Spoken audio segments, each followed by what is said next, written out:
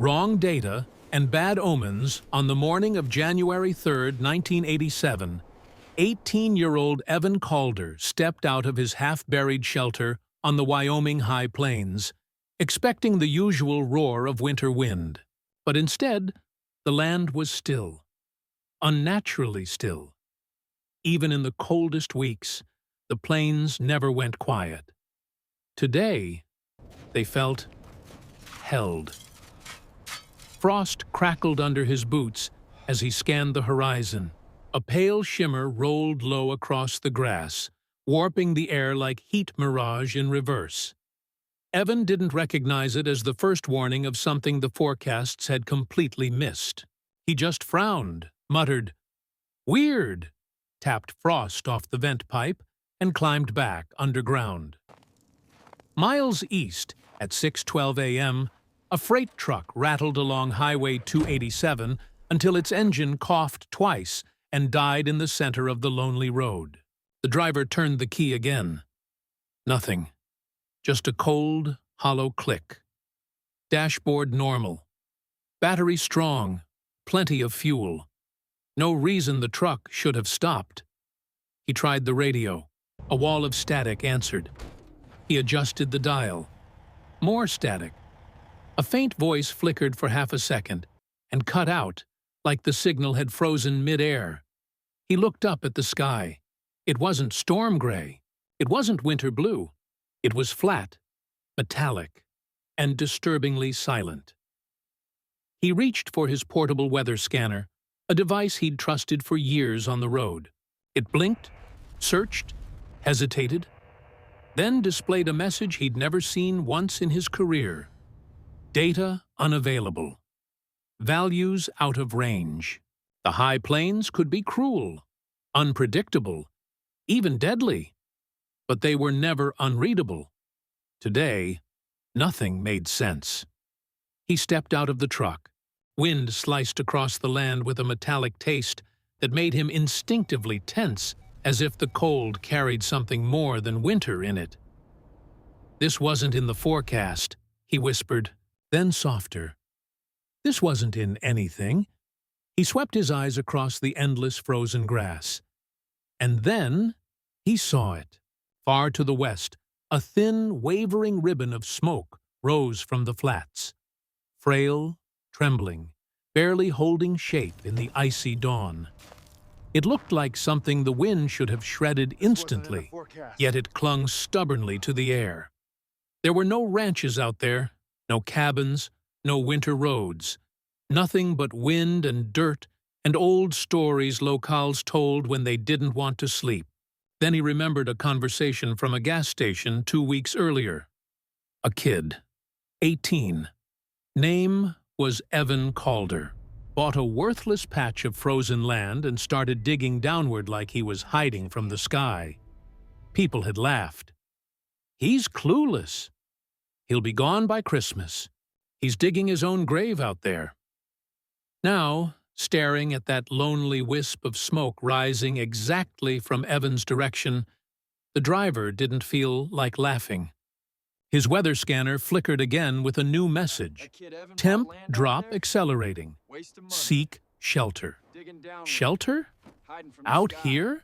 The only thing that even resembled shelter was that faint thread of smoke, coming from the half-buried hideout of an 18-year-old boy who barely understood the land he lived on. A place so small, so strange, so wildly out of place that no one, not in 1987, not in Wyoming, not anywhere, believed it could save a single life. But before the week ended, that fragile column of smoke would become the only sign of warmth across miles of killing cold. And the boy, people mocked for digging into the earth, would become the only reason certain travelers survived what was coming. No one thought that smoke meant safety. Not then. Not ever. But they were wrong. Part 2. Evan. A boy who never wanted to explain himself long before the strange smoke on the horizon meant anything to anyone. Evan Calder had already made one thing painfully clear. He was not the kind of boy who explained himself. Not at school. Not in court-mandated counseling. Not in any of the 9 foster homes he bounced through between the ages of 6 and 17. Every move taught him the same lesson. Don't talk. Don't ask. Don't attach. Keep your head down. Keep your bag packed. And when the next family decides you're not a good fit, you leave before they finish the sentence. By the time he turned 18, silence wasn't a habit. It was armor.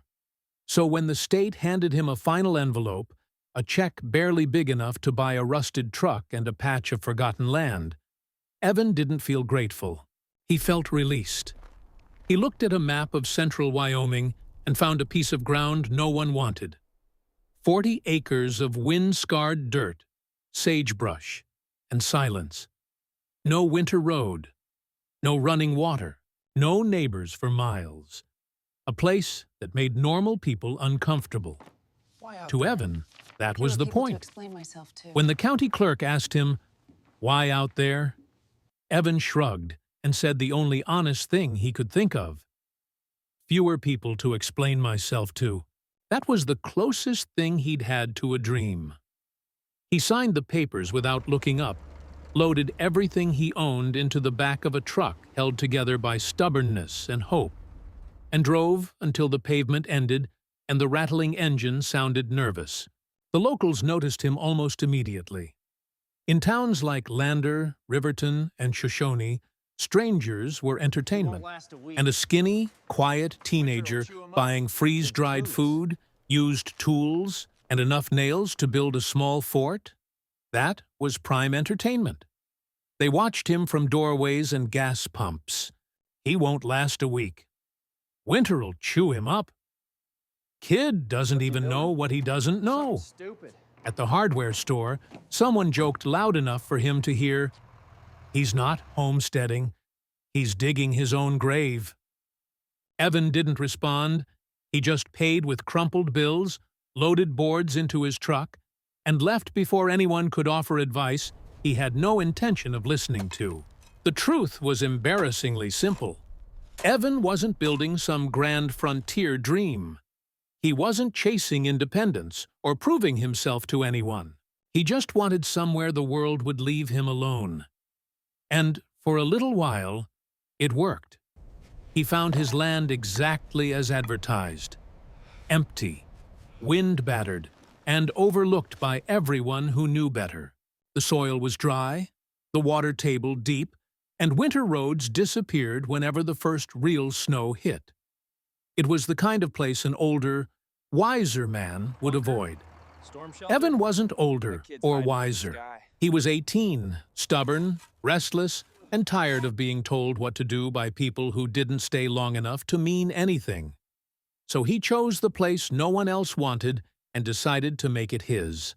Locals driving by on ranch roads sometimes saw him from a distance, a lone figure on his knees, digging into frozen ground, hauling scrap lumber, hammering by hand because he couldn't afford a generator. They'd slow their trucks, stare, shake their heads, and laugh. What's he doing? Digging a bunker? Trying to hide from the sky?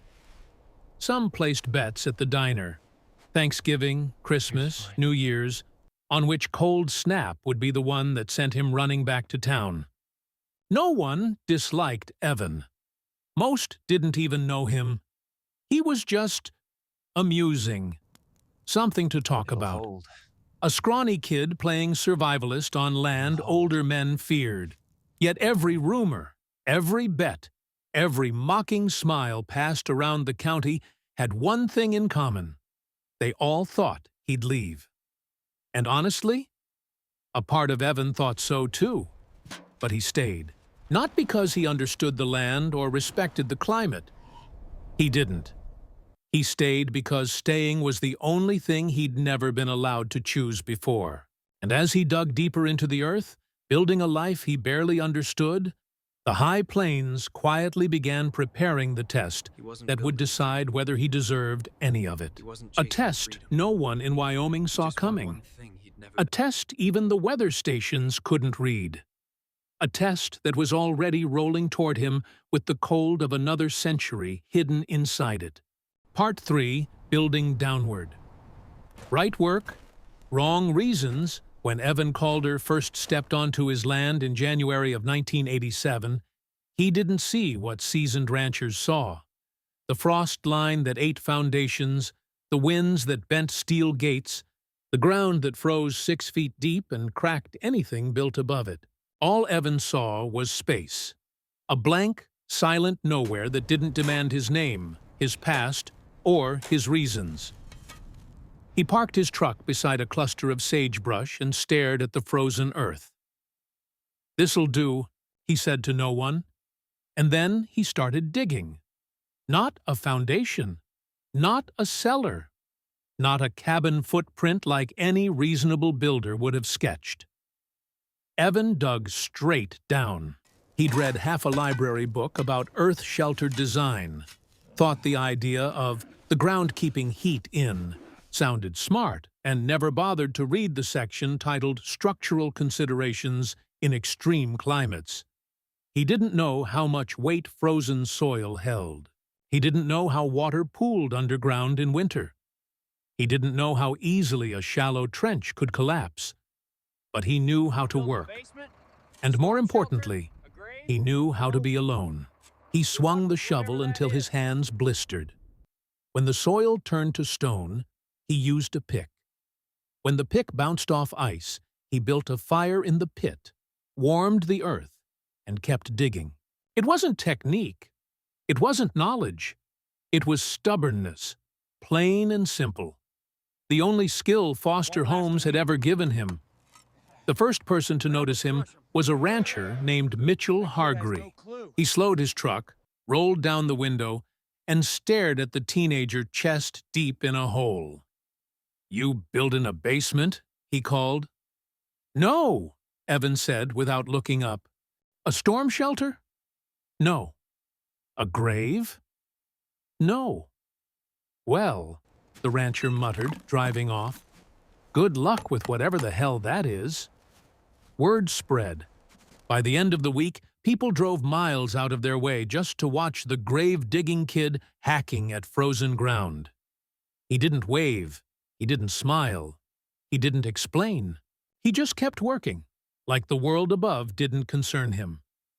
He framed the entrance with scavenged lumber from an abandoned barn, hammered nails by hand because he couldn't afford a generator, lined the trench walls with uneven boards that should have been replaced but weren't, packed dirt around the wood to make it strong, though he had no idea if that helped or made it worse. He told himself the books said the earth would insulate him. He forgot to consider the books were written for climates far gentler than Wyoming's frozen high plains. Then came the mule. It wandered onto his land on a cold morning, ribs showing through its coat, a rope still dragging from its halter, as if someone had given up trying to keep it. Evan didn't know where it came from. He didn't ask. The mule snorted at him like it was unimpressed, and started chewing on what little sagebrush hadn't frozen. "Shoo," Evan said. The mule didn't move. "You're not mine." Still nothing. Evan threw his hands up. "Fine, but I'm not feeding you." Minutes later, he broke the stale heel off a loaf of bread and tossed it toward the animal. The mule ate it in 2 bites. From that moment, it stayed. Close enough to watch him work. Far enough to pretend it didn't care. A relationship built on mutual disinterest, which, for Evan, was the closest thing to companionship he'd had in years. He continued digging downward. When the pit finally reached a depth he liked, 4.5 feet, though he never measured, he built crude side chambers, storage nooks, raised sleeping ledges, a single stone-lined pit for a makeshift stove he thought would behave like the drawing in his book. He didn't realize the vent was too small. He didn't realize the airflow was wrong. He didn't realize smoke behaved differently underground. He just built, and built, and built. Every nail he struck felt like a declaration. No more foster homes. No more, "You're not a good fit." No more being moved around like luggage. This shelter was his, even if it was crooked, uneven, and dangerously shallow. A few ranch hands stopped by one afternoon and watched from their truck, elbows propped on the windowsill. "Looks like a rabbit den," one said. "He'll freeze," said another. "Nah, ground'll collapse first." "No, the stove'll smoke him out." "Bet you $5 he's gone by Valentine's Day." They all laughed. Evan didn't. He hammered another board into place, missing the nail twice, hitting it only on the third try. The mule brayed like it found the whole thing entertaining. When he finally carved out an entrance tunnel, low, narrow, and shaped more like a mistake than a building choice, Evan crawled inside, lit a single lantern, and surveyed his work. It wasn't pretty, it wasn't safe, it wasn't smart, but it was his, and that mattered more than anything. The first night, as temperatures dropped below zero, Evan curled on his wooden ledge, wrapped in a coat too thin for Wyoming winter, and listened to the wind howl above him. He didn't understand airflow. He didn't understand structural load. He didn't understand the high plains. But he understood one thing. He'd chosen to stay. Even as drafts cut through gaps in the wood. Even as smoke crept low from the stove pit. Even as moisture from the frozen soil dripped rhythmically beside his head. Evan stayed, and high above, the wind began its slow shift, a nearly imperceptible change the old ranchers used to call the breath before the knife. The mule stomped the frozen ground and snorted uneasily. Something in the air was changing, something the forecasts had missed, and somewhere deep underground, in the shelter he built wrong for reasons he barely understood, Evan Calder slept through the first whisper of a disaster that would soon consume the Wyoming high plains. Part 4. When nature begins to whisper by the second week of January 1987, the Wyoming high plains had begun doing something the locals recognized. But Evan Calder, buried halfway underground without a proper vent or a proper plan, did not. The wind changed voices. It didn't get louder. It didn't get faster. It just changed. A hollow undertone slipped beneath it, like breath moving through a cavern. Old ranchers in Riverton used to lower their voices when that sound arrived. They called it the warning before the white, the kind of atmospheric shift that made even experienced men check their fences and livestock twice. Evan didn't hear danger in it. Something's wrong. He heard The weather. air's dropping harder than Nothing any model more. predicts. Above ground, the mule paced in slow, uneasy circles. It sniffed the air, planted its hooves, and let out a low, uneasy groan. "Relax," Evan muttered as he hauled another plank toward the entrance of his shelter. "It's just wind." But it wasn't. 20 miles away, inside the small weather outpost north of Sweetwater Station, Clara Wells stared at her monitor with a crease forming between her eyebrows. She'd been a junior meteorologist for only 2 years, but she knew enough to recognize impossible numbers. The temperature graphs dipped at angles that didn't exist in the recorded history of the region. Barometric pressure slid downward as if gravity itself had changed its mind, and the wind direction, steady for weeks, had begun shifting in slow, unnatural zigzags. She reset the system twice. Same result. She checked with the National Weather Service. No anomalies reported. She ran calibration tests on their instruments. All functional. Not knowing what else to do, she radioed the county dispatcher. "This can't be right," she said. "The air's dropping faster than any model predicts. If this keeps going..." The radio crackled, hissed, and died mid-sentence. Clara stared at the silent speaker, unease spreading through her like cold water. She stepped outside the outpost. The sky over the high plains looked bruised. Not dark, not stormy, but sick. Colors mixed in ways the atmosphere wasn't supposed to allow. She snapped a photograph, made a note in her log, and whispered, "This wasn't in the forecast. And it wasn't supposed to happen at all." Back on Evan's land, the changes were subtle but constant. He noticed frost forming on tools that should have stayed clean under the tarp. He noticed moisture seeping through parts of the ground that never leaked before. He noticed the mule refusing to sleep, its ears twitching at sounds Evan couldn't hear. But he didn't connect the dots. 18-year-olds rarely do, especially ones who had grown up being told their instincts were wrong. Evan had survived 9 foster homes by ignoring every feeling that tried to warn him of anything. So, when he stepped outside one evening, and the light felt strange, as if the sun were filtered through something thin and metallic, he didn't worry. He simply thought, "Weird," and kept working. He patched gaps in the shelter walls using scraps of fabric. He hammered boards into frozen dirt to pressurize the load.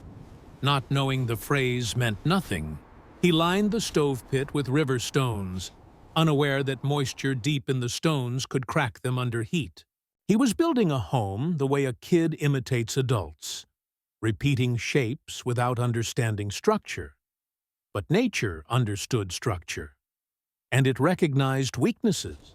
The high plains air turned colder each night, cold enough to feel like it burned rather than froze.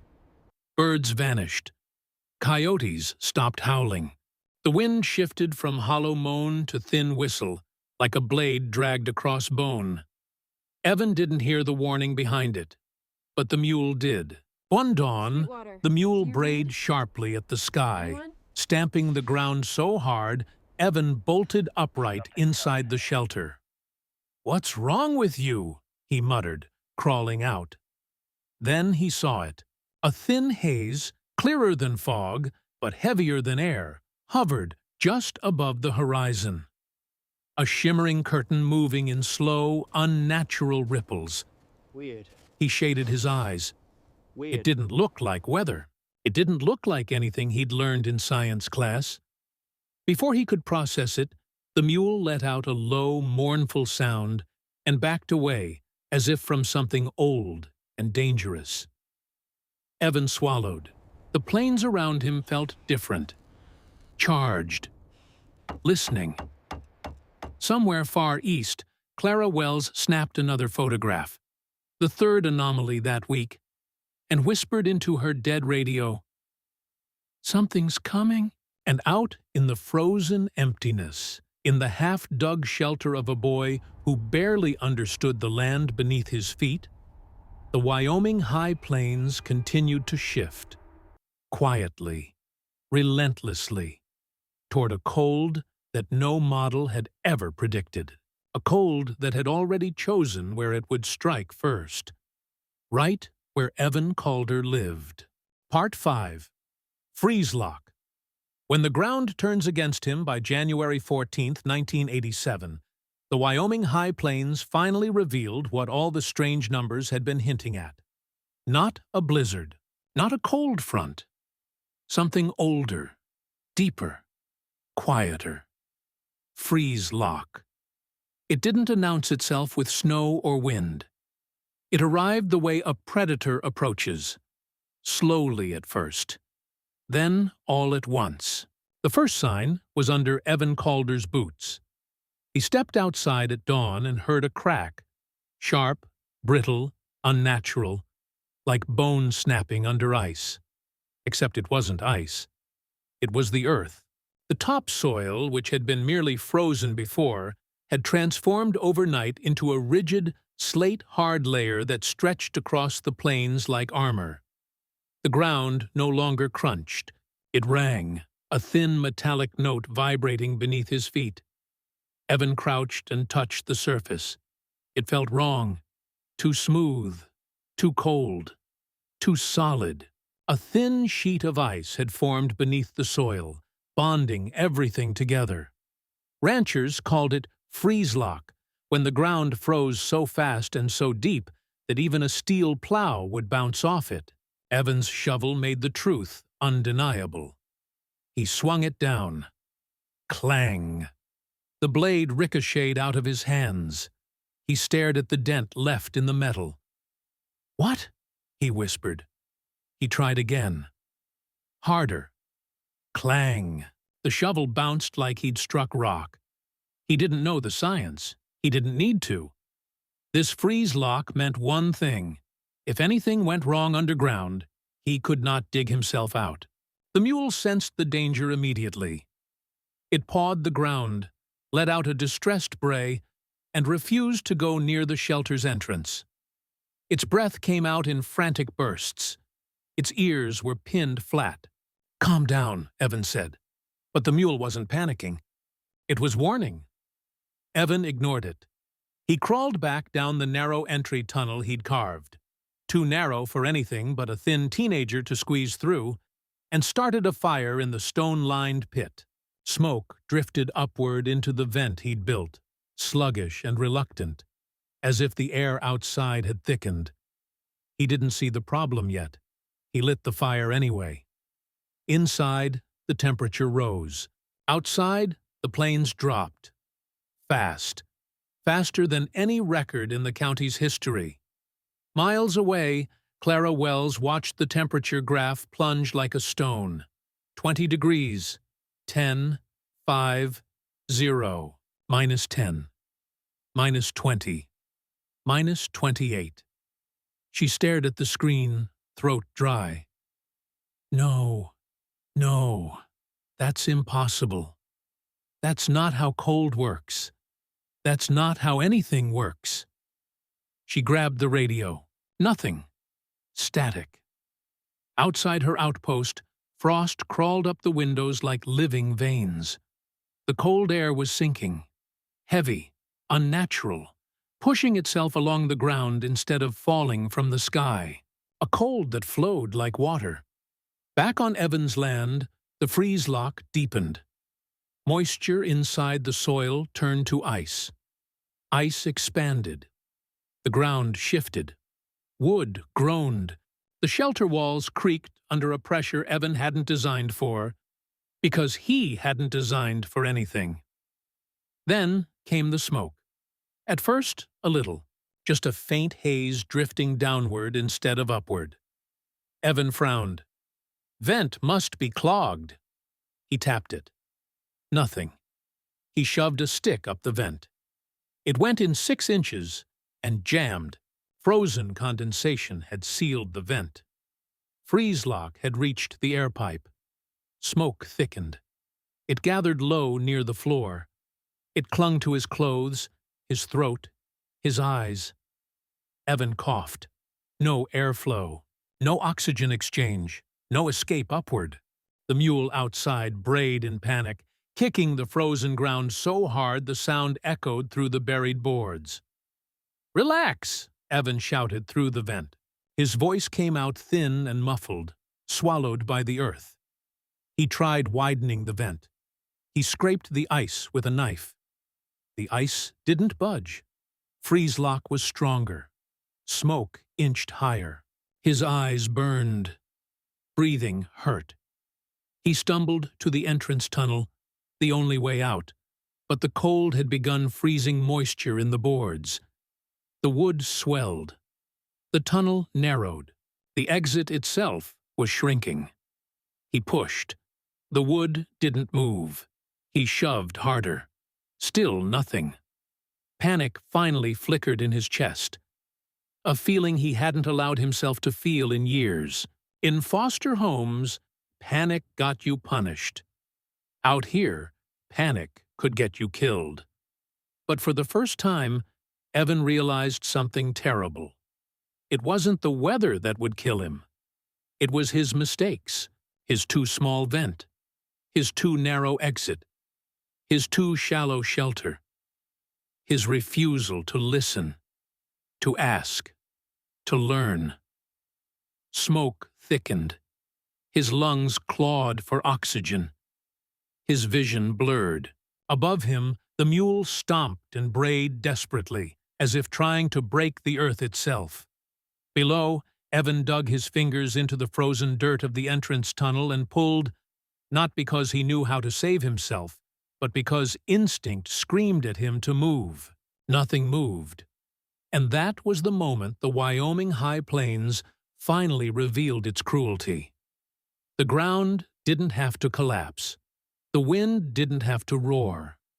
The storm didn't even have to arrive yet. Freeze-lock had already done what it came to do: turn the land into a trap. And Evan Calder had built himself perfectly into the center of it. Part 6. When the models collapsed by the evening of January 14, 1987, the cold crossing the Wyoming high plains no longer behaved like weather. It behaved like a force, heavy, directional, intentional, and it was beginning to crush everything that depended on predictable patterns. Inside the Sweetwater Weather Outpost, Clara Wells stared at her instruments as they failed one by one. The anemometer froze solid, blades locked in place. The barometer needle vibrated as if caught between storms. The temperature gauge flashed red, then froze on a number she had never seen before. 55. Clara exhaled sharply. No, that can't be right. She reset the system. 51 grif again. She checked the secondary sensor. 52 grif. Then came the worst line of data she had ever seen on a screen designed to explain the atmosphere. Model failure. Conditions outside predictive range. Her hands went cold. Weather models didn't fail. Sensors failed. Power failed. People failed. But models, the math itself, didn't break unless the world behaved in ways the math had never accounted for. Clara looked out the window. A thick, shimmering haze rolled low across the plains like a creeping tide. Not snow, not fog. Something heavier. Something that moved with purpose. Her breath caught. "This isn't a storm front," she whispered. "This is a mass event." She scribbled a warning in her logbook, the first time she'd ever written in all capital letters. Ground-level cold surge. Rapid drop. Unpredictable behavior. Extreme danger. She tried the radio again. Static. A pop. Silence. She slammed the transmitter with the heel of her hand. "Come on, come on. Someone needs to hear this." Nothing. Outside, frost was now crawling up the metal siding of the outpost like white vines. The door hinges cracked like glass. Even the air seemed slow, heavy, like the entire atmosphere thickened into something between liquid and stone. Clara swallowed hard. Something out there was going to die tonight. A lot of somethings. 20 miles away, underground, Evan Calder wasn't thinking about meteorology. He was thinking about breathing. Smoke filled the shelter in a low, choking layer. Every inhalation scraped at his lungs. His eyes burned. His throat felt lined with sand. He pressed his shoulder against the swollen entrance boards. They didn't budge. "Come on," he wheezed, coughing through his sleeve. "Move!" The tunnel walls creaked as if mocking him. The freeze lock outside had sealed everything. The vent, the boards, the soil. Evan was trapped inside a box of his own design. He dropped to his knees, groping for the fire pit. If he could smother the fire, maybe the smoke would stop building. He grabbed a metal bowl and shoved dirt onto the coals, coughing through rising ashes. The flame dimmed. Ember by ember, the shelter darkened. The air cooled. But so did his hope. Smoke still drifted, still hung low, still refused to rise. The shelter wasn't venting at all. He leaned against the wall, legs trembling. His vision blurred around the edges like frost creeping across a window. Above ground, the mule thrashed against the frozen earth, braying as if trying to summon help from miles of empty plains. Inside, Evan's breath grew shallow. His thoughts flickered, disjointed. "I built this. I did this. This is my fault." He pressed his forehead to the cold wood, trying to force air into his lungs. Something cracked above him. A board shifted. Frost fell through the seams. The entire shelter groaned. Evan froze. "Don't," he whispered to the ceiling. "Don't cave in." He didn't know that freeze-lock didn't just trap people. It reshaped the ground itself, tightening the weight of the soil, pressing down on anything beneath it. A crude underground shelter was the perfect victim. Another groan, another shift. Dust fell like snow. Evan coughed until his lungs seized, until stars flashed behind his eyes. He pushed himself toward the tunnel again, clawing at the wood. Desperate, frantic. Still sealed. Still unmoving. Still cold. The mule's bray echoed through the earth. Muffled. Distant. Terrified. Evan's fingers slipped from the boards. His knees hit the ground. His breath went thin. Above him, the high plains vibrated. Not from wind, not from thunder, but from the sudden, violent shift of air temperature as a slab of cold 30 miles wide slid toward his position. Inside the weather outpost, Clara Wells stared at her final, failing instrument. Wind direction had flipped. Barometric pressure collapsed. Visibility dropped to 0. She whispered, voice cracking, "God help whoever's out there." And deep underground, wrapped in smoke, cold, and his own mistakes, Evan Calder pressed his eyes shut, not because he accepted fate, but because he didn't yet understand how close fate was to accepting him. The freeze-lock had arrived, and the real storm had not even begun. Part 7. When the wind finds its voice, the first true blast of the storm did not sound like wind. It sounded like pressure. A deep, vibrating groan rolling beneath the frozen ground, as if the entire high plains were shifting under an invisible weight. Evan Calder felt it before he heard it. A low hum in his ribs, a tremor against his palms. He froze. The shelter walls trembled. Dust rained down. The mule above ground screamed. A sharp, primal sound that sliced straight through the earth. Then the storm arrived. Not from above. Not from the west. It came sideways. A horizontal wall of white slammed across the plains with a sound like tearing metal. Snow didn't fall.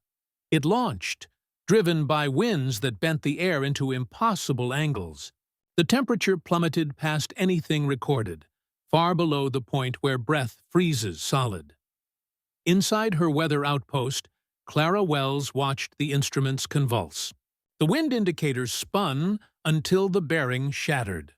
The temperature probe stopped at 62 degrees before the system locked into a hard crash.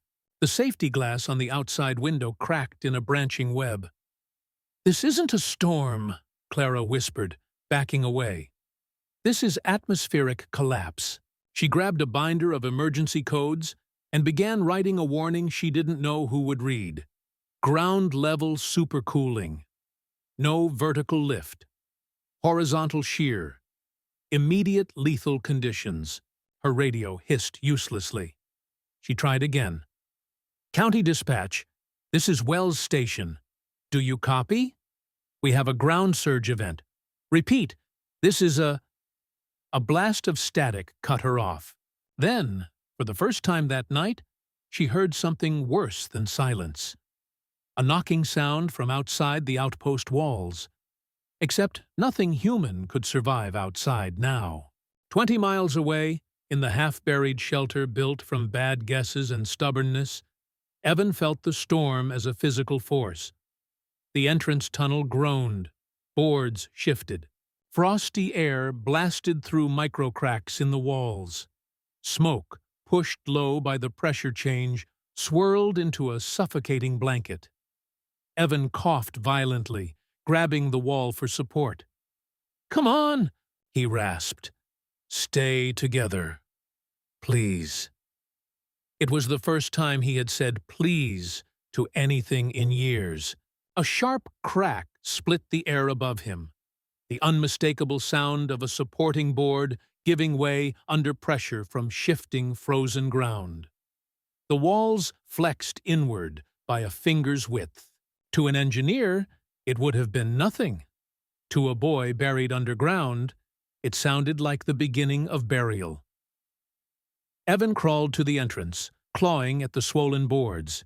His fingernails tore. His hands bled. He used his shoulder as a battering ram. The wood didn't move. Smoke thickened. His breaths turned shallow. The room tilted. For the first time since childhood, Evan felt panic fully, uncontrollably. The kind that dissolves logic. "I'm not dying in a hole," he gasped. "I'm not dying here." The storm answered with another violent gust that shook the earth. He pressed his forehead to the wood, chest heaving. Above ground, the mule brayed and kicked again, harder, faster, pounding the frozen soil as if trying to dig Evan out by force. "Keep going," Evan whispered hoarsely. "Please." He didn't know the mule was sensing something else. The pressure drop. When pressure collapses fast enough, the air inside sealed spaces pushes outward, trying to equalize. Evan's shelter wasn't sealed well enough to withstand this. The boards bulged outward, then snapped inward as freeze lock above tightened even further. More dirt spilled. The ladder to the surface vibrated. Evan staggered, coughing, vision fading. The shelter creaked again. A long, aching groan. The sound you hear right before something collapses. His heartbeat pounded in his ears. Every instinct he'd repressed for years screamed at him. "Move! Fight! Don't freeze!" He groped along the dirt floor until his hand hit a piece of broken plank. Jagged, heavy, splintered on one end. He dragged it to the tunnel and slammed the blunt side into the boards. Thud. Nothing. He swung again. Thud. The mule brayed above, frantic, matching each blow with a strike of its hooves. Evan swung until his arms burned, until smoke clawed at his lungs, until tears blurred his vision.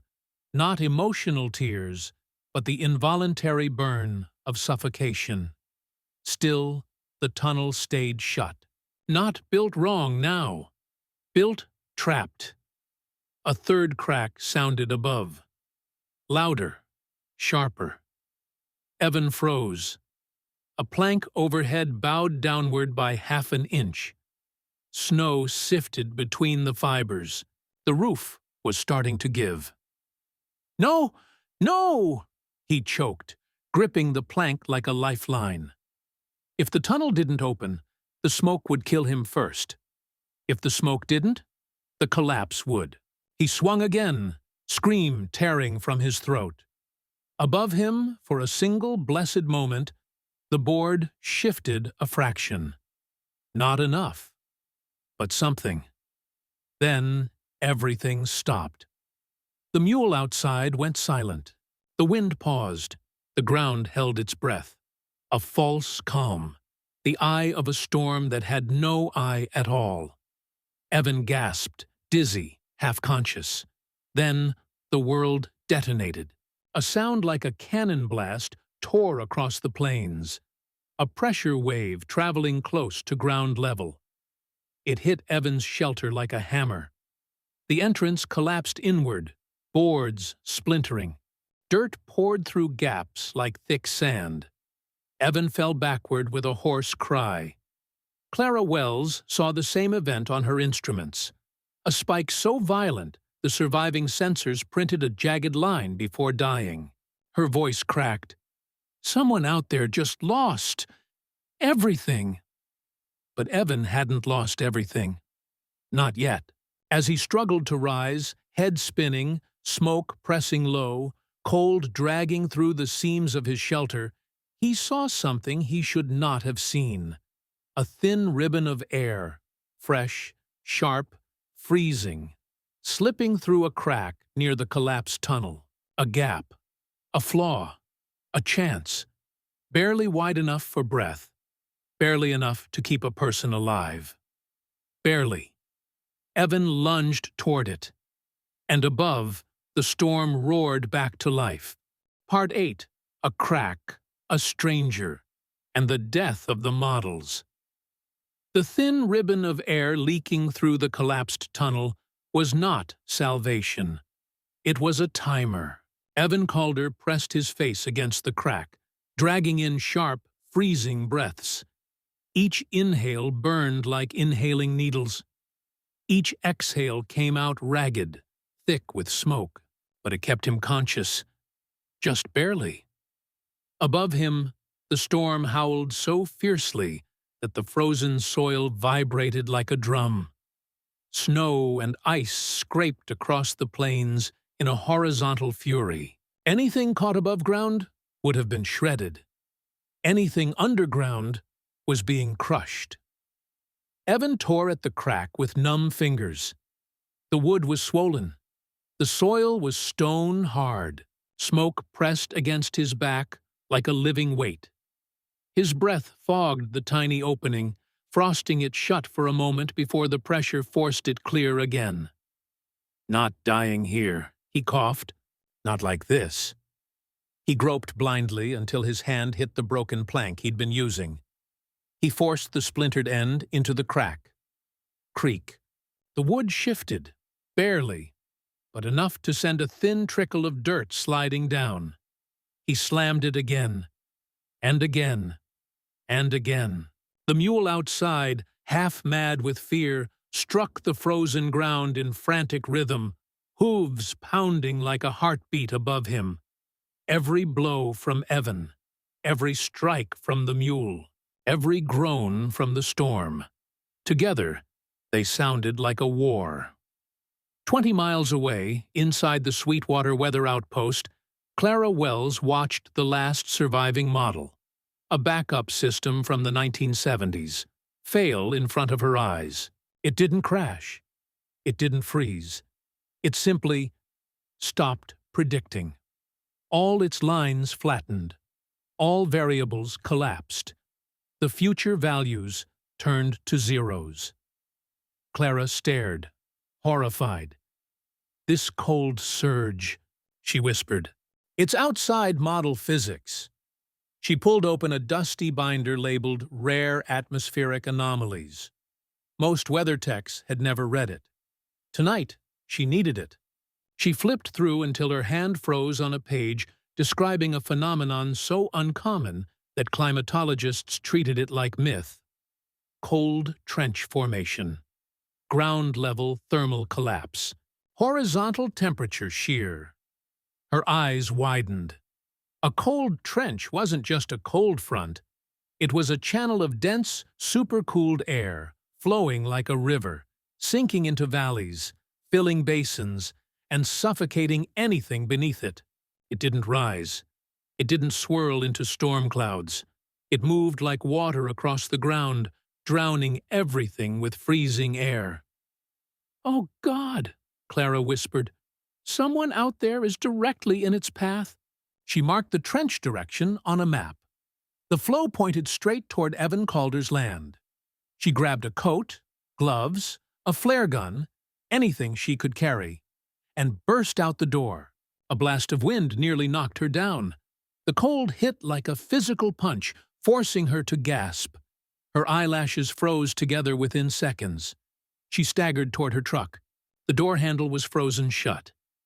The engine, stone cold. The ignition, dead. She slammed her fist on the roof in frustration. "Someone is going to die tonight," she said through chattering teeth, "unless someone gets to them first." But she couldn't go. She was trapped, just like Evan. Except Clara wasn't the only one who saw the trench forming. 10 miles closer to Evan's land, a silhouette cut across the storm. Head down, parka hood iced over, a rope dragging behind him. A survival sled. He moved with mechanical precision, fighting the wind with each step. A veteran of Wyoming winters. Not young, not fragile. His name was Jonas Hargree, a rancher from the far side of Beaver Rim. He'd lost power 2 nights ago, watched freeze-lock swallow the land, and realized the cold was shaping itself into something he hadn't seen since his father's time. Jonas had been heading toward the county shelter until he saw it. A faint ribbon of smoke twisting through the screaming white. He squinted. That shouldn't be there. Unless someone was trapped. Unless someone needed help. Unless someone, some kid, had built a shelter in the worst possible place. He'd heard the rumors. The grave-digging boy. The Chicago kid who doesn't know the plains. Jonas tightened the rope around his chest and turned toward the smoke. Whatever or whoever was down there, they were directly in the cold trench's path, and he wasn't letting the plains take another young life. Not tonight. Inside the shelter, Evan slammed his shoulder against the crack again. Crack. A splinter snapped loose. Air surged in. Cold. Brutal. Pure. Evan gasped, head spinning, lungs burning, body shaking violently. Above the storm roar, he thought, just for a heartbeat, that he heard something else, something heavy, something alive, something moving toward him. He pressed his ear to the collapsing tunnel. A muffled sound echoed through the frozen earth. A voice. Not the mule. Not the wind. A man. "Hey, anyone down there?" Evan's heart lurched. Before he could answer, the shelter groaned again. The roof bowed a full inch. Not minutes left. Seconds. "Help!" Evan choked out, voice barely audible. "Here! Down here!" The storm swallowed his words. But the stranger kept coming, pushing against wind that could skin a man alive, following the smoke that should have blown away, but didn't, because, somehow, impossibly. Evan's smoke was the only thing still rising in the storm, and it was the only beacon Jonas Hargree had. The crack widened again under Evan's trembling hands. Cold air rushed in. Hope rushed with it. But hope wasn't enough. Not yet. The high plains hadn't finished testing Evan Calder. Not even close. Part 9. The first contact Jonas Hargree had known cold his whole life. He'd seen calves freeze standing. He'd felt wind that could peel skin.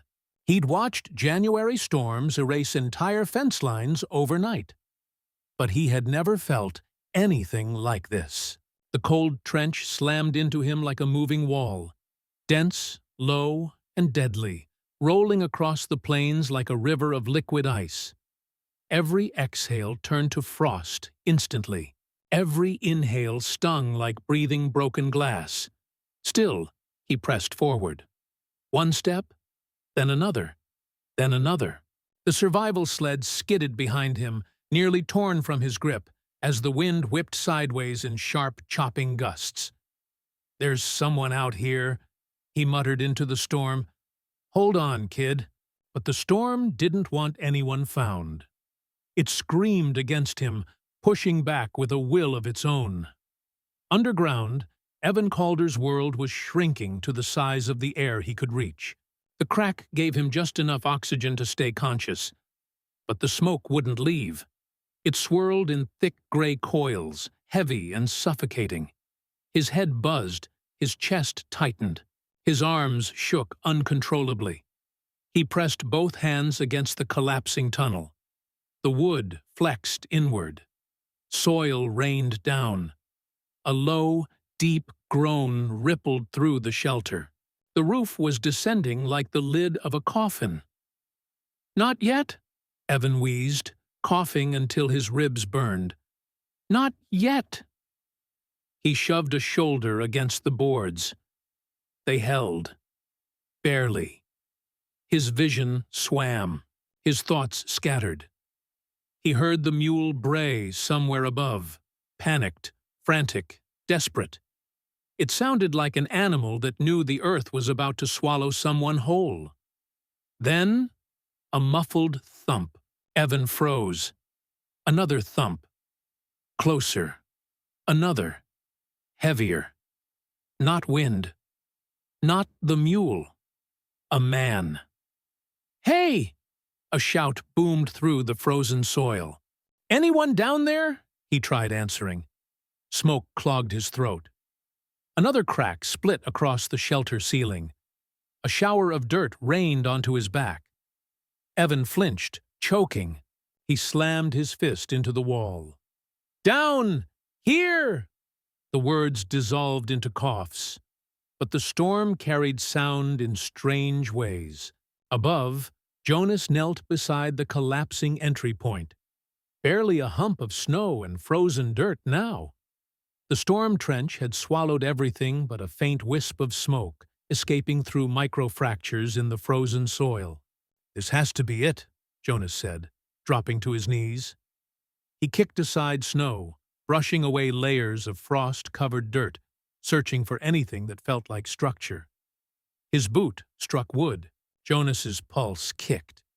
He dropped the rope, grabbed the entrance board, and pulled. It didn't move. The freeze lock had welded it into the earth. Jonas cursed under his breath, wedged his gloved fingers into the seam, and heaved with his entire weight. His gloves froze instantly to the wood, ripping fibers loose. "Kid!" he shouted. "If you're in there, make noise!" Below, Evan summoned everything he had left and punched the tunnel wall. Thud. Jonas's head jerked toward the sound. "There you are." He leaned close. "Keep hitting." "I'm coming," Evan tried. His fist tapped weakly. Just once. Then his hand fell limp. The tunnel ceiling sagged another inch. Dirt poured into the chamber. Evan slid to one knee, body folding under lack of air. The world tilted sideways. Smoke blurred into darkness. For the first time in years, he felt something he didn't recognize. Fear of dying. Not fear of pain. Not fear of people. Not fear of being unwanted. Just fear of not existing. His head drooped. His breaths grew thin.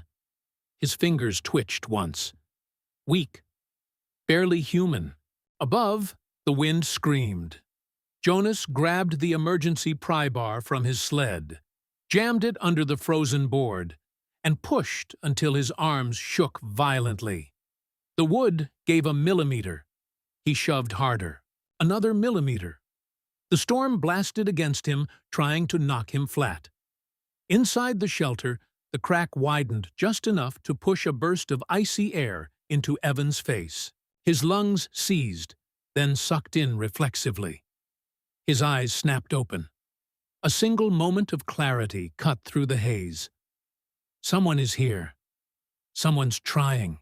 He reached up, touched the tunnel wall, and scraped his nails across the wood. The faint sound reached Jonas. "That's it, kid. Hold on." He braced one foot, forced the bar deeper, shoved his entire weight into it. Crack. The board split. A fist-sized opening appeared, vomiting smoke into the storm. Jonas staggered backward, but caught himself. Air whistled through the new gap. Then he heard it. A cough. Weak. Desperate. Alive. He dropped to his knees, shouting into the hole. "Can you hear me?" A faint voice, barely a whisper, floated upward. "Help." Jonas's face hardened. "I've got you." He tore at the hole with his bare hands, skin ripped, nails split. Blood froze on contact with the air. He didn't stop. Another plank snapped loose. The hole widened to the size of a dinner plate. Below, Evan collapsed against the tunnel wall, eyes fluttering. A blur of white filled the edges of his vision. The roof groaned again, louder this time. One more shift, and the entire chamber would collapse. Evan's chest rose once. Shallow. He exhaled. Long. too long. His head tipped forward. And then a hand. A strong, calloused hand shoved through the broken tunnel and grasped blindly until it found fabric. Evan's coat. "I feel you," Jonas shouted. "Don't you quit on me." Evan managed the faintest response.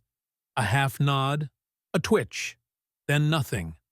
The shelter ceiling bowed. Snow and soil cascaded. Jonas gripped Evan with both hands. "Hold on, kid. Hold on!" Behind him, the cold trench roared, sweeping sideways like a frozen tidal wave. Inside the weather outpost, Clara Wells stumbled toward the door, flare in hand, shouting into the storm. "Whoever you are, get out of there!" Her voice vanished into the white. But Jonas heard nothing. He pulled. The shelter cracked. The storm screamed. The ground trembled.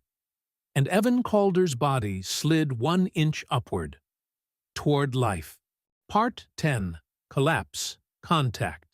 And the cold that hunts Jonas Hargree had one hand locked around Evan's coat collar when the shelter gave its final warning.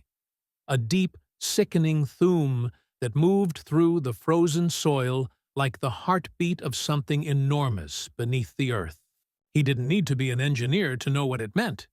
"Kid, now or never!" Jonas roared into the tunnel. His voice echoed through the collapsing chamber, reaching Evan through the smoke and darkness like a rope thrown into deep water. Evan blinked once. Slow. His hand twitched, then went limp. "No, no! Hey!" Jonas bellowed, shoving his arm deeper into the tunnel, shoulder pressed against the splintered wood. "You stay awake, kid. You don't get to quit." But the shelter had already chosen its moment. The ceiling sagged. A plank snapped. A ripple of loose soil cascaded down onto Evan's legs. He coughed once, a single, fragile sound. And the chamber floor dropped 1/2 inch as freeze-lock shifted the weight of the land above. Jonas didn't hesitate. He hooked his arm tighter around Evan's collar, braced 1 foot against the sled, and pulled with everything he had. The tunnel tightened. The entrance swallowed more air. The storm screamed louder, as if fighting for the same prize. Evan's body slid upward 3 inches. Smoke poured out behind him. The roof groaned. Jonas gritted his teeth. "Come on!" Another violent pull. Evan's shoulder jammed against the tunnel lip. Jonas repositioned, grabbed Evan under the arms, and heaved. The wood cracked. The soil shifted. A low rumble passed beneath them. Then the shelter collapsed. The entire chamber imploded like a lung crushed under a boot. The roof caved. Boards shattered. Soil poured downward in a suffocating cascade. Smoke exploded upward through the widening fracture. Jonas toppled backward as a blast of dirt shot out of the hole, carrying Evan with it. The boy spilled onto the frozen ground, limp, half-buried, face gray with smoke and frost. Jonas scrambled on his knees, dug his hands under Evan's arms, and dragged him away from the collapsing entrance. Behind them, the earth swallowed the shelter whole. A hollow boom rolled across the plains, the sound of a grave ceiling shut. Jonas panted, steam blasting from his mouth as he checked the kid's pulse. Weak. But there. Evan coughed once, a dry rattle that seemed to claw its way out of him. "That's it," Jonas said, patting his cheek. "Stay with me, kid. You're not underground anymore." The mule staggered nearby, exhausted and trembling, but alive. It moved closer, nudged Evan's boot, and let out a low, mourning-like groan. Jonas shoved his gloves under Evan's back and lifted him. The wind hit them instantly, a horizontal lance of ice that tore through layers of clothing. Jonas grunted. "Storm's peaking. We need shelter. Now." But there was no shelter. Freeze lock had buried every dip in the land. The plains were a featureless sheet of armor. Movement was slow. Visibility was zero, and the cold trench was crawling across the ground toward them like a living thing. Jonas slung Evan over his shoulder. "Don't die on me," he muttered, voice cracking. Not after that. 15 miles away, Clara Wells stumbled out of the weather outpost into the most lethal cold she had ever felt. Her eyelashes froze shut between blinks. Her breath formed sheets of ice along her scarf. Her fingers went numb through insulated gloves. She knew the science. At 60 degrees, with horizontal wind shear, exposed skin freezes in less than a minute. Clothing stiffens. Blood thickens. Thought slows. Clara pushed through it anyway. She fired a red flare into the sky, the only signal she had left. The wind grabbed it, shredded it, and ripped the sparks sideways until they vanished. Clara stared upward, stunned. Nothing. Even fire doesn't rise.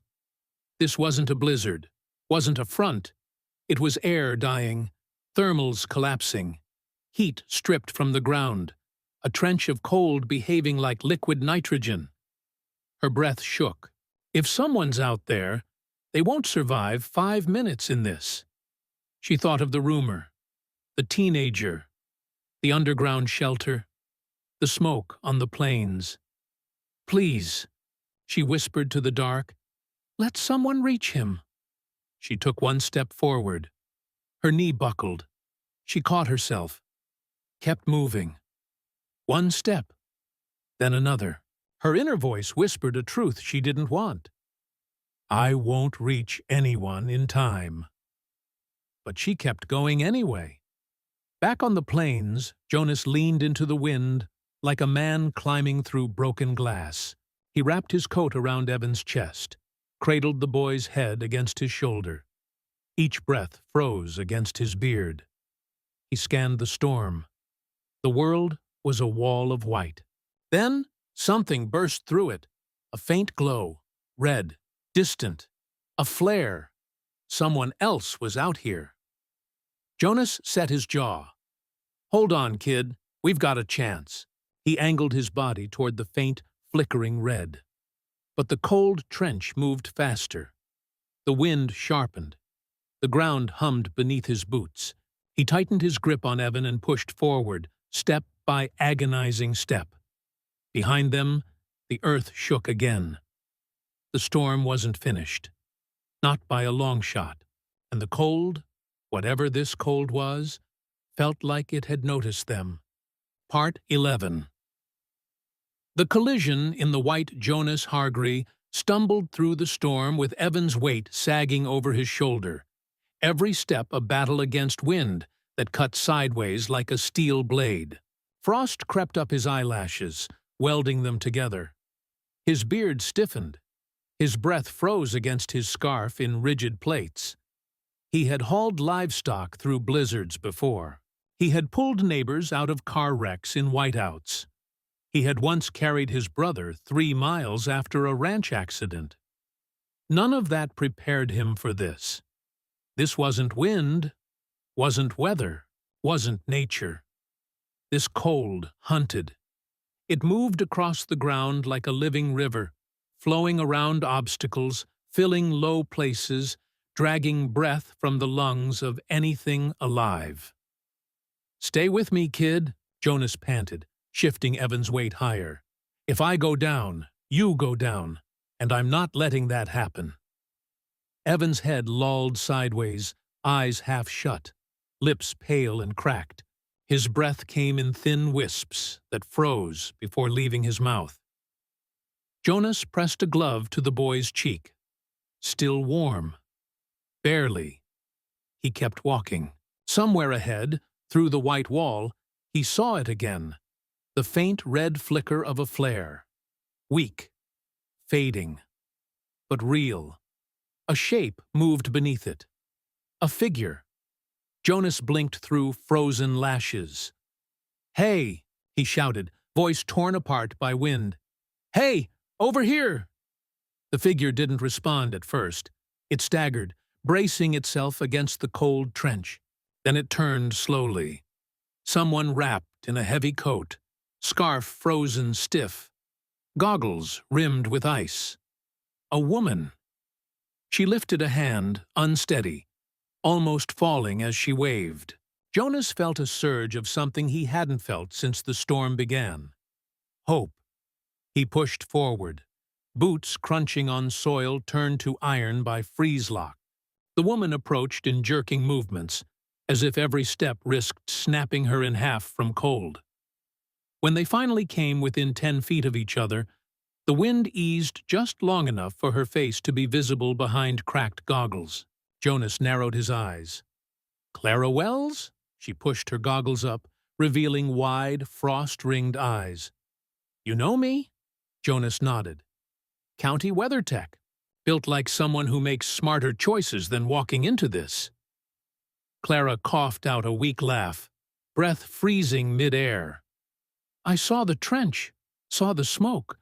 Somebody had to try." Her eyes dropped to the boy slumped against Jonas's shoulder. "Is he alive?" "Barely." Clara stepped closer, trembling fingers brushing Evan's cheek. Oh God. He's freezing from the inside out." Jonas adjusted his grip on Evan. "We need shelter. Anything with walls." "There's nothing for miles," Clara said. "My outpost is too far, and in this." "We'll freeze before we get there," Jonas finished. For a moment, despair threatened to crack both of them. Then Jonas looked past Clara, into the storm, thinking like a man who had survived long winters alone. "There's one place," he said quietly. "A windbreak. 1/2 mile west of here. Old homestead foundations. Walls are gone, but the root cellar might still be there." "A cellar?" Clara asked. "Above ground cold this dense. The cellar could be 50 degrees warmer." "Or iced shut," Jonas warned. "We don't have another option," Clara replied. A gust slammed into them, nearly knocking her down. Jonas steadied her with one arm. "You okay?" Clara's lips were turning blue. "Ask me again in 10 minutes." They leaned toward each other, two people forced into the same survival instinct, and Jonas adjusted Evan so Clara could support some of his weight. The boy's head rested against her shoulder. His breath fluttered weakly. His fingers, pale and stiff, twitched once. Clara squeezed his hand through her gloves. "Evan, can you hear us?" A faint sound escaped him. A thin whine of breath, more reflex than answer. "He's slipping," Clara whispered. Jonas's jaw tightened. "Not on my land, he won't." He jerked his chin westward. "We move on 3. They leaned into the storm like climbers scaling a sentient mountain. "1," Jonas said. The wind shrieked. Snow blasted sideways. The cold trench crawled across the ground toward them like a fog of knives. 2. Evan's eyelids fluttered once, an involuntary protest. 3. They moved. The cold hit harder with each step, as if furious that its prey was escaping. Jonas felt needles of ice pierce his coat. Clara's legs buckled twice, but she forced herself upright, breath coming in shallow gasps. She spoke through chattering teeth. "I logged it. You know, the anomaly." "Before the system died," Jonas grunted, pushing forward. "What is this thing?" Clara swallowed. "Air collapse. Cold, heavy enough to move like water. If it reaches a cellar, it'll fill it," Jonas finished grimly. "So we outrun it," Clara said. "We have to outrun air. Then we walk faster." They did. They staggered, slipped, crawled when the wind dropped them to their knees. Evan's weight dragged at their shoulders like a body already claimed. Then, through the white, a shape appeared. Low to the ground. Rectangular. Half buried. Jonas felt a surge of adrenaline. "There," he gasped. "Root cellar." Clara squinted. "How do you know it's intact?" He didn't. But he didn't say that. They stumbled to the entrance mound, just a hump of frozen earth and a wooden hatch rimmed with ice. Jonas ripped at the handle, frozen solid. He slammed his shoulder into it. Nothing. Clara grabbed the handle alongside him, pulling with numb hands. It didn't budge. The cold trench rolled closer, the air vibrating like something enormous crawling across the plains. Evan sagged in their arms. Clara looked at Jonas in raw panic. "If we don't get this open, he dies." Jonas took a breath so deep his ribs groaned. "Then we open it." He grabbed the emergency pry bar. Clara braced her boot on the hatch frame. Evan hung between them like a ghost made of smoke and frost. Jonas rammed the bar into the crack. The wood screamed. He pushed harder. The storm shrieked. The trench wind hit their legs. The hatch refused. Jonas roared with everything left in him. Crack. The hatch split. A breath of warmer, trapped air brushed their faces. Jonas shoved the hatch open and practically threw Evan inside. Clara crawled after him, dragging the boy's legs through the opening. Jonas dove in last, kicking the hatch shut as the cold trench reached the threshold. And the cellar filled with darkness, absolute darkness. But above them, the storm raged on, furious, cheated, clawing at the hatch like something denied its meal. Inside, Jonas and Clara lay gasping. Evan lay silent between them. Clara pressed her ear to his chest.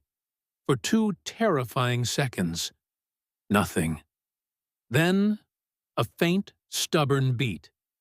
Clara let out a shaking breath. "He's still alive." Jonas leaned back against the dirt wall and closed his eyes. For now. Part 12. Warmth, panic, and the creaking earth for a long moment. No one moved. The darkness inside the cellar was absolute, so complete, it felt solid, like a heavy cloth draped over their faces. The only sound was their breathing. Jonas's deep and ragged, Clara's thin and trembling, and Evan's faint, fluttering exhale that barely qualified as breath at all. Then the world above them shifted.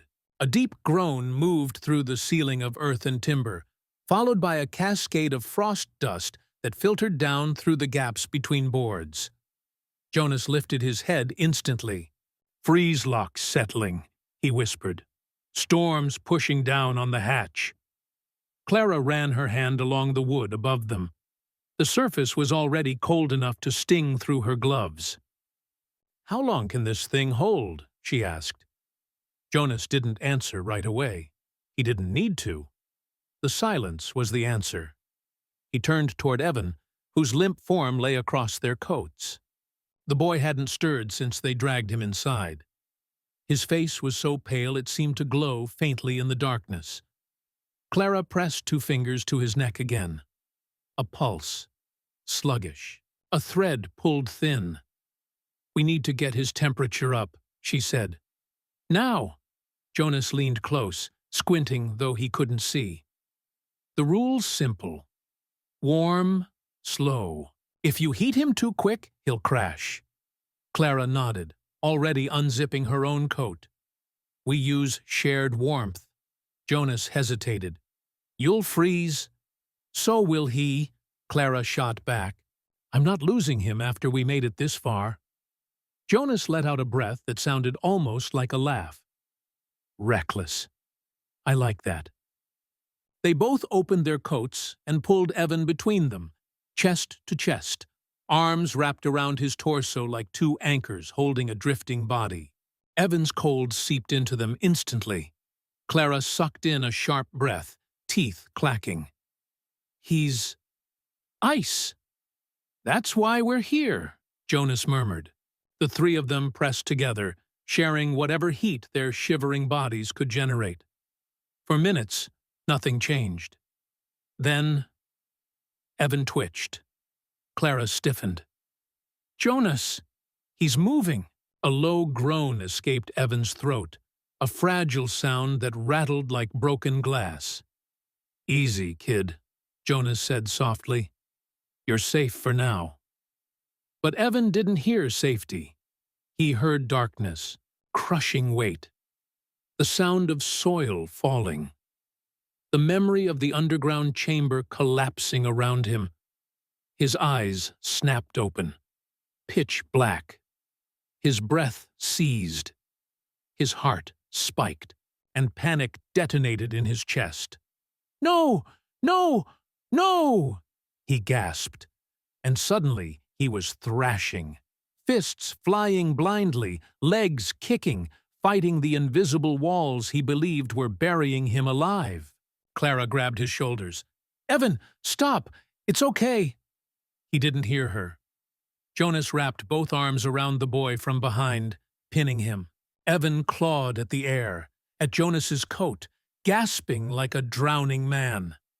"Kid!" Jonas barked. "You're not underground anymore.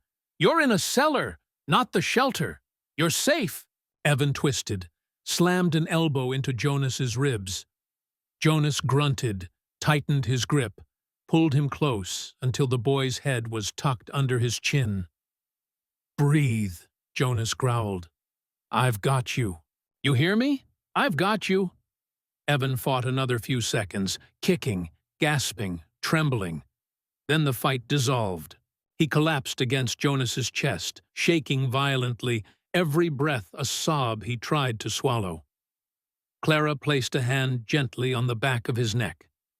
"Evan, you're alive. You made it out." His voice broke on the first word. I thought.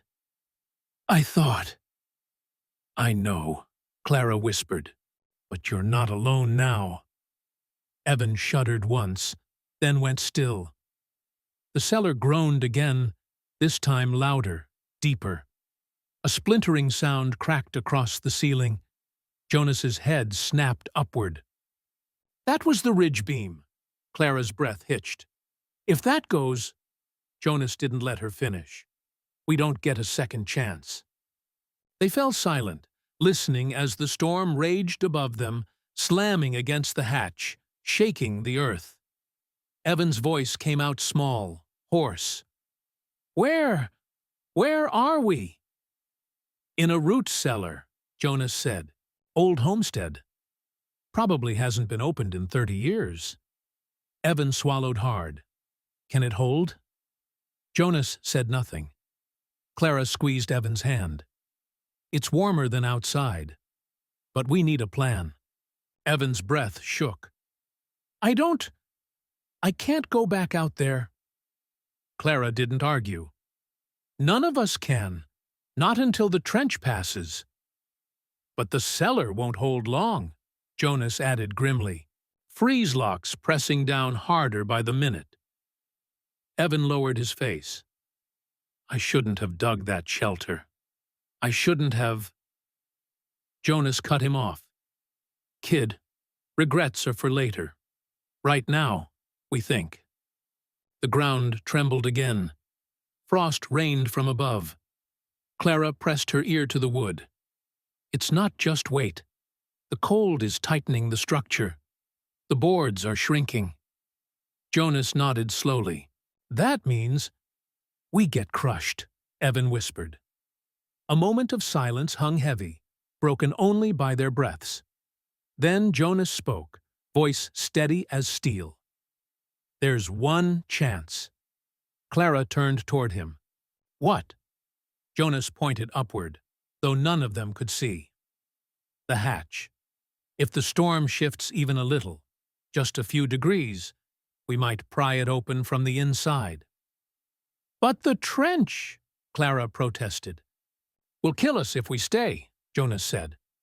"At least outside, we move." Evan shook his head violently. I can't go back out there." Jonas gripped his shoulder. You can. You already faced death once tonight. Evan's breath faltered. A long silence followed. Then, the ceiling cracked. A thin line of icy air slashed downward, brushing Evan's cheek like a warning. Jonas didn't hesitate. Decision made. When the next vibration hits, we go for the hatch. Clara swallowed hard. Together? Together. They shifted, preparing, muscles tensed, hands finding each other in the darkness. The storm above roared. The cold trench pressed closer. And the cellar, once a place of refuge, began to sound very much like a ticking clock. Part 13. The only way out is up for a full minute. No one spoke. The cellar breathed around them, wood expanding, contracting, groaning like an animal pinned under its own weight. Frost sifted down in whispers. Somewhere above, the wind knifed across the high plains with a pitch so high it seemed to tremble inside their bones. Jonas steadied himself beneath the hatch. "This is the only way," he murmured. "If we don't try now, we won't get another chance." Clara touched his arm. "What if opening it floods the cellar with snow?" Jonas ran his hand along the grain of the wood. "Then we'll drown slower than we'll be crushed. Pick your poison." Evan sat curled beside the wall, breathing shallow, still pale from his collapse. The cellar's dim warmth hadn't revived color in his face. He looked like the cold had carved him, hollowed him out. Clara knelt beside him. "Evan, you hear what he said?" Evan nodded minutely. "I can't go back into that trench," he whispered. "It'll—" His voice broke. "It'll take me again." Jonas crouched in front of him. "Kid, nobody's asking you to walk through the storm alone."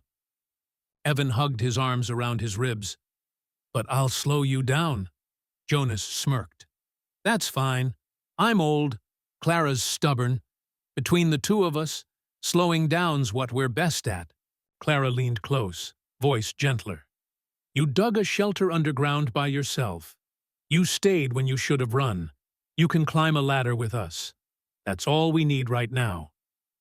Evan looked up. In the darkness, his eyes finally held something other than fear. Shame. And something sharper beneath it. A question he'd never asked himself before. "What if I don't have to freeze alone?" He nodded again, stronger this time. Jonas rose, bracing his shoulders beneath the hatch. "All right.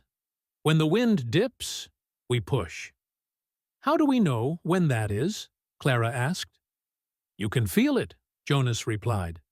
"Storms aren't constant. They pulse. Like breathing." As if on cue, the wind screamed overhead, then dipped into a throaty moan, rattling the wooden beams. Jonas grinned. "There. That's the inhale." He planted his feet.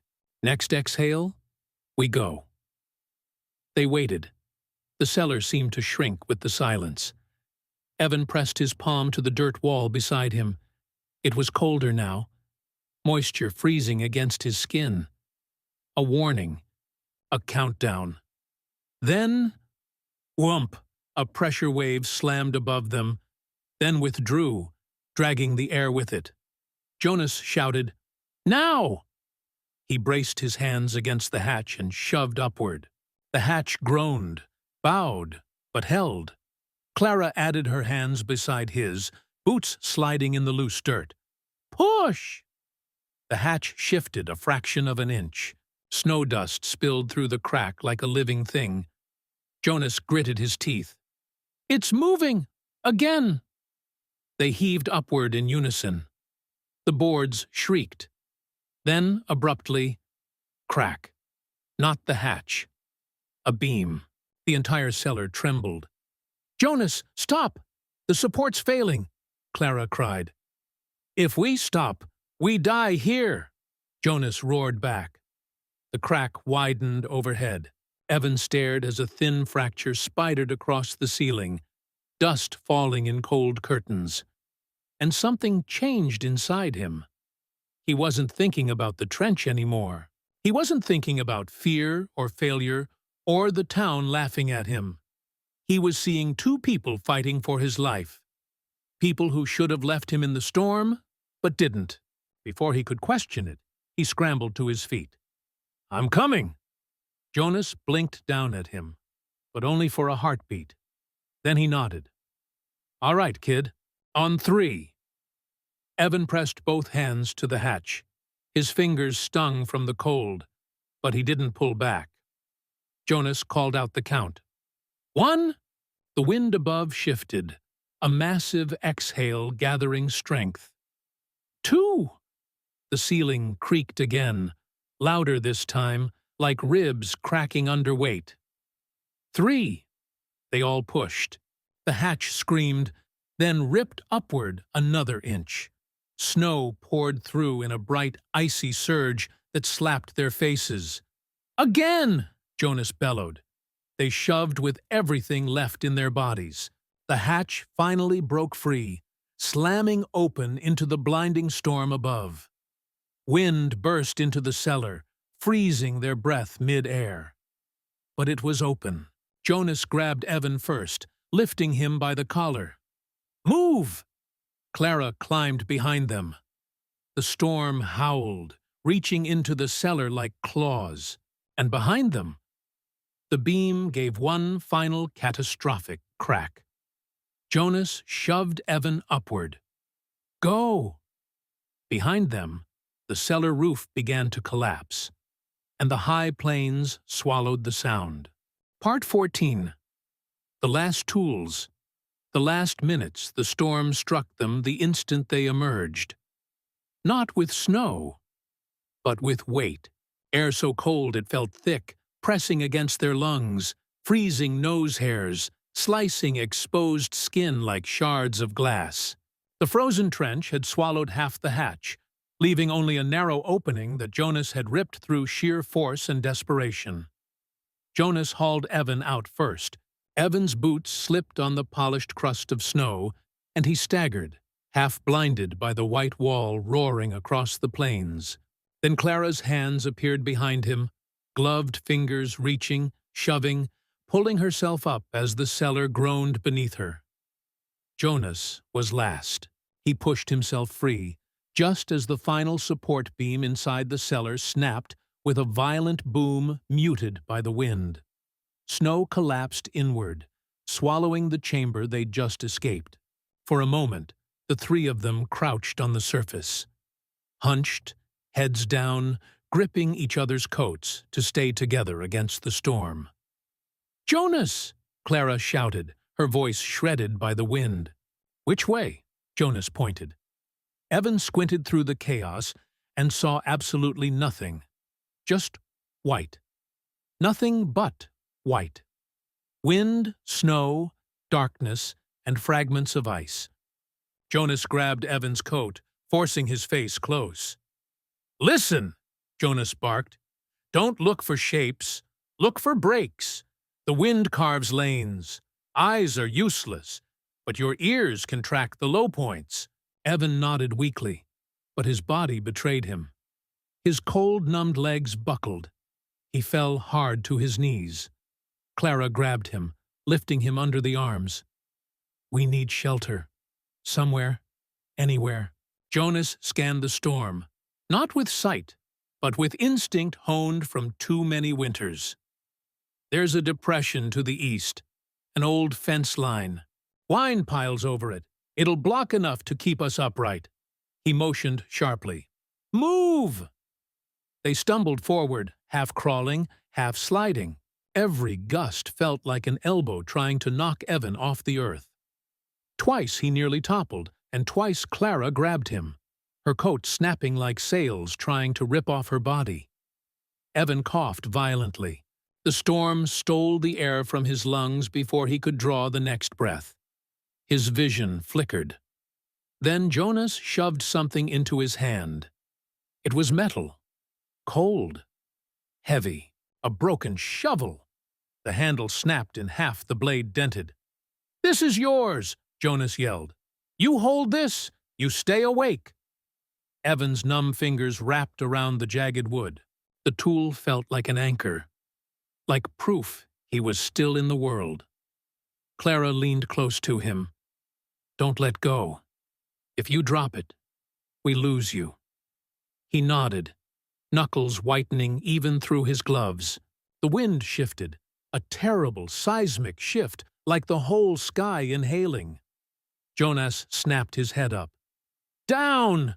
They dropped flat, just as the plains unleashed a new blast. An avalanche of airborne snow sweeping horizontally, screaming past where their heads had been. It could have torn them off the ground. It could have thrown them into the trench. But they pressed themselves into the earth until the gust passed. Jonas crawled to Evan. "You still with us?" Evan shook the shovel weakly. "I'm still here." Jonas managed the ghost of a grin. "Good. That storm's trying real hard to send you back." They rose again, stumbling forward until Clara shouted, "I see something!" Or rather, she felt something. A shift in the wind, a momentary pocket where the pressure dropped. A fence line. Old. Half buried. Jonas pointed at the lee side, where snow drifted high but wind split around the barrier. "That's our stop." They collapsed against it, sheltered just enough to breathe without choking on ice. Clara pressed a hand to her chest, trying to slow her heart. Jonas wiped frost off his beard with the back of his glove. Evan hunched over, shovel clutched to his chest like a lifeline. For the first time since crawling out of the cellar, they could hear their own breath. Just barely. Then Jonas looked at the shovel again. "It's broken," he said quietly. "If you wanted to dig into the earth again, you're not doing it with that." Evan forced a weak smile. "Maybe it doesn't matter. I didn't dig it right the first time." Clara shook her head. "It mattered. We're alive because you tried." Evan let his eyes drift up toward the storm, toward the white void swallowing the world. He whispered, "I don't want to die here." Jonas answered without hesitation, "Then you won't." The storm roared in disagreement. The fence shuddered.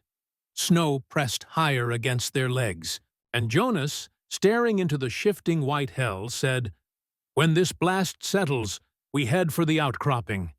It's the only thing tall enough to stay above the drifts. We reach that. We live." Clara nodded. Evan tightened his grip on the broken shovel. The storm inhaled again, gathering strength for another strike. Jonas braced himself. "Get ready. This is only the beginning." Part 15. When the plains turned and the truth came forward, the break in the storm came without warning. Not warmth, not calm, but a shift.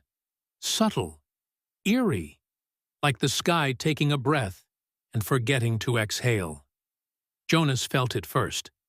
He lifted his head slowly, eyes narrowing at the strange tilt in the wind. "That's not right," he muttered. Clara glanced up. "What do you mean?" Jonas didn't answer. He was listening. Far across the frozen plains, beneath the roar of the blizzard, another sound was forming. Distant, rolling, almost rhythmic. Evan clutched the broken shovel tighter. "What is that?" Jonas spoke low, as if afraid the wind might hear him. "The storm turned." Clara frowned. "Storms don't just turn. Not like that. Not unless something forces them," Jonas said. Evan felt a cold rush crawl down his spine. What could force a blizzard to change direction? Jonas didn't look at him. He was staring toward the east, toward the darkness behind the wall of snow. Clara rose slightly, gripping the fence line for balance. Through the swirling white, something rippled.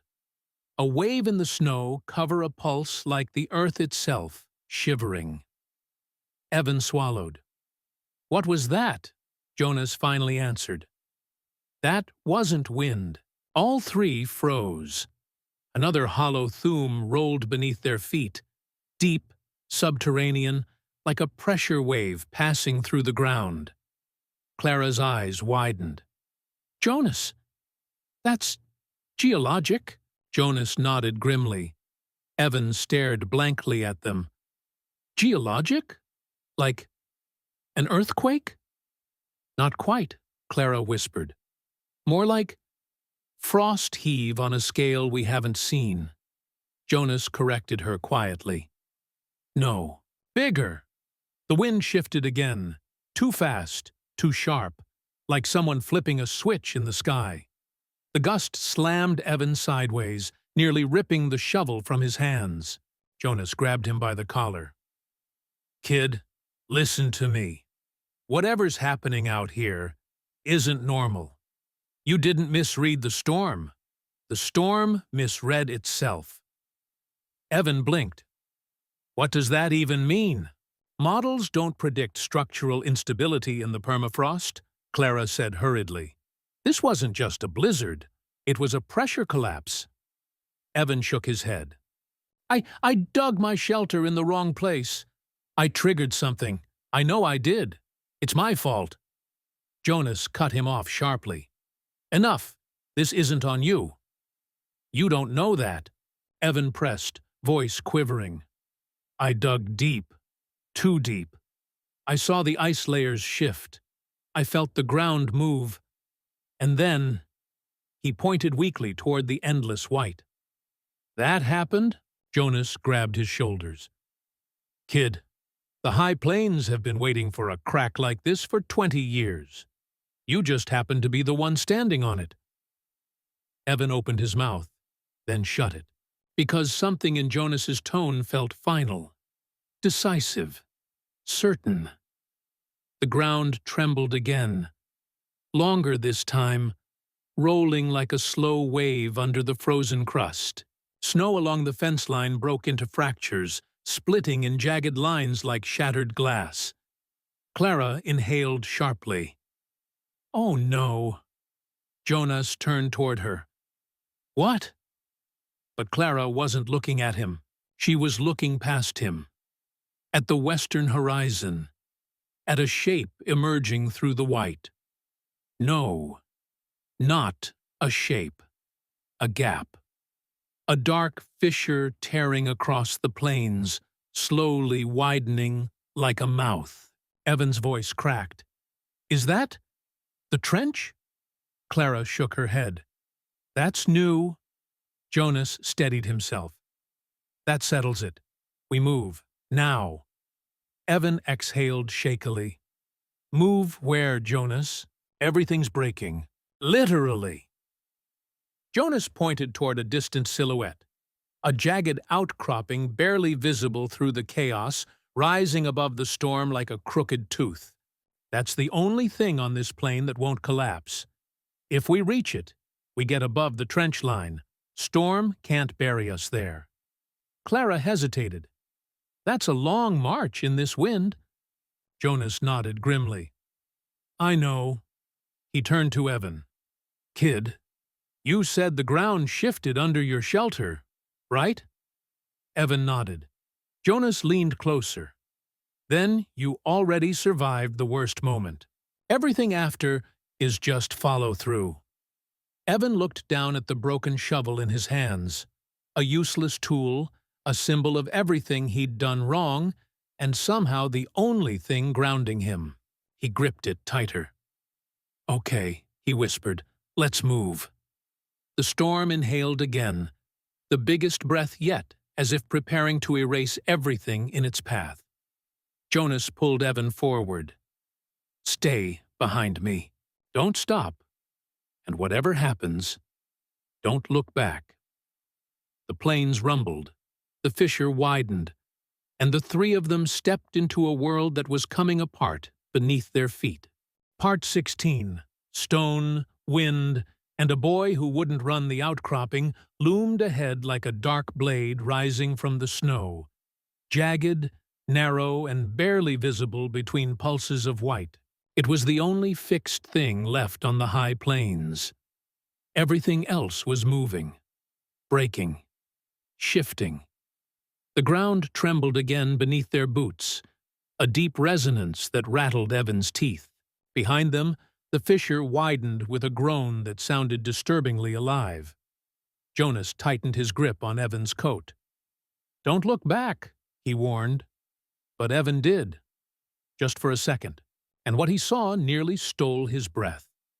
The entire basin where his half-dug shelter had been was gone, swallowed into a sinking bowl of white, collapsing in slow motion, like a giant hand pressing down on the landscape.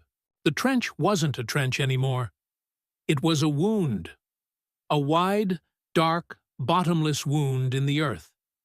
Clara grabbed Evan's wrist. "Eyes forward! Move!" They pressed on, crawling more than walking now. The wind shoved them sideways with invisible fists, forcing Jonas to lead at a diagonal to counter the gusts. Jonas shouted over the storm, "It's close! 50 yards!" 50 yards felt like 50 miles. Evan's legs buckled twice. Once Jonas caught him. Once Clara did. But the third time, no one was close enough. Evan stumbled, slipping on a polished sheet of ice hidden beneath the fresh powder. His knees hit first, then his palms, then his chest. The snow burned his skin like acid. He gasped, tried to push himself up, but the wind pinned him. The shovel clattered from his fingers and skidded away. "No! No!" Evan crawled after it, fingertips brushing the handle, just as a gust swept it further. He reached again. Another gust. The shovel vanished into the white. Evan froze, not from cold, from realization. That broken tool, it was the last thing tying him to what he'd been doing out here. Digging, hiding, running from explanations, from people, from himself. Now he had nothing. Jonas spun around. "Evan, get up!" The boy didn't move. The wind roared, the ground cracked, and something inside Evan cracked with it. He screamed into the storm. Not from fear, but from fury at everything that had brought him here. The homes he'd been shuffled through, the faces that forgot him, the years he'd survived by being quiet, small, ignorable. He wasn't small now. He wasn't ignorable. He slammed his fists into the ice and forced his body upright, screaming through clenched teeth. "I'm not dying here!" Jonas's eyes widened only a fraction. Then he grinned. "There you are, kid." Clara extended a hand. "Come on!" Evan grabbed it. Together they surged forward through the storm. The outcropping towered over them now, its stone face cutting the wind into swirling eddies. Snow drifts climbed nearly halfway up its side, forming a natural ramp. Jonas scrambled up first, then reached down. "Evan, your turn!" Evan planted his boots. The snow shifted beneath him, almost sliding away. But he didn't fall. He lunged upward, fingers catching Jonas's wrist. Clara pushed from below. For a terrifying moment, his boot slipped, dangling him over a drop that vanished into white nothingness. Jonas roared, "Don't you let go!" Evan didn't. With one final heave, Jonas dragged him onto the ledge. Clara clambered up after. They collapsed together in a heap, lungs burning, steam rising from their bodies like they were being smelted back into shape. And then, silence. Not total silence, but the first break in the storm's dominance. A calmer wind brushed past the outcropping, deflecting around its stone face instead of smashing straight through them. They could breathe here. They could think. Jonas leaned back against the rock, chest heaving. "We made it," he said between breaths. "Damn, we actually made it." Clara closed her eyes, letting her pulse slow. Evan stared at the horizon, or what little of it he could see. The plains were still shifting, still rumbling, but they weren't swallowing him anymore. He'd outrun the collapse. He'd outlasted the cold. He'd outlived the trench. He whispered, almost to himself, "I'm still here." Jonas nudged him with an elbow. "You're more than here. You fought for it." Evan didn't speak. He didn't need to, because for the first time, standing on a ledge of stone above a world trying to tear itself apart, he felt something he had never felt. Not in the group homes, not in the endless moves, not in the loneliness of the plains. He felt grounded. Not by the earth, by the people beside him, by the fact he hadn't been allowed to die alone. Clara opened her eyes and whispered, "When morning comes, they'll see our signal." Jonas nodded. "And they'll come." Evan stared out into the storm as the fissure slowly quieted and the wind found a new rhythm. A world of moving snow. A world of collapsing ground. A world that had tried to bury him and failed.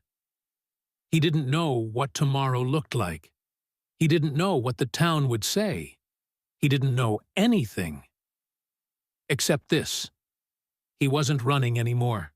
Not from weather. Not from people. Not from himself. He whispered into the cold air. No more digging to hide. No more hiding. Jonas turned to him. "What was that, kid?" Evan shook his head, but there was a small, unmistakable smile. "Nothing. Just thinking ahead." Clara looked at him with a warmth that didn't come from fire. For the first time, Evan Calder wasn't the boy they joked about in town. He wasn't the kid who didn't know better. He wasn't the one digging into the earth to escape explanations. He was someone else. Someone standing on stone. Someone who faced the storm. Someone who climbed out. The wind gusted one last time. Gentle now. Almost respectful. And Evan whispered to himself, "I won't be the same after tonight." Morning did come. Not gently, not warm, but in a thin gray wash of light that pushed through the last remnants of the storm, revealing the truth of what the high plains had survived. And what it had taken. Drifts 20 feet high, fissures stretching like scars. A silence so complete it felt like the world had paused, waiting for someone to decide what came next. Evan stood at the edge of the outcropping, staring across the broken landscape.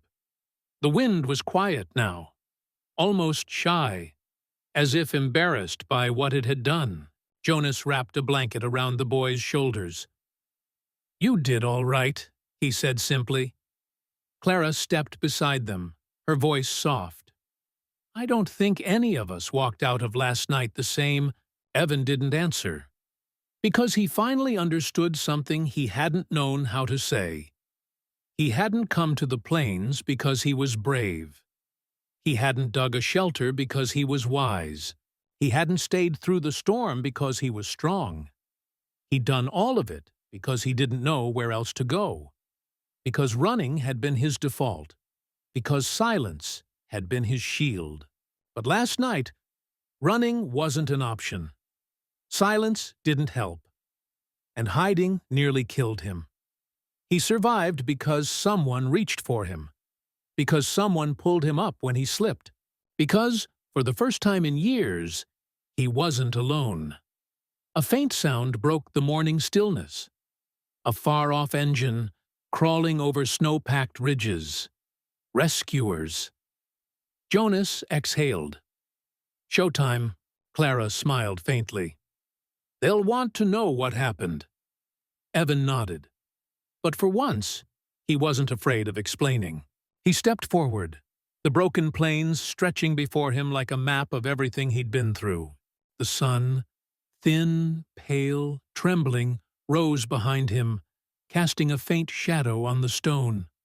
A boy's shadow, but at the edges, just barely. Something older, something steadier, something beginning. He whispered into the cold air, letting the words drift over the plains. I'm not done yet. Then he turned toward the approaching rescue party, toward whatever waited after the storm, and walked. For the first time, not to escape something behind him, but toward something ahead.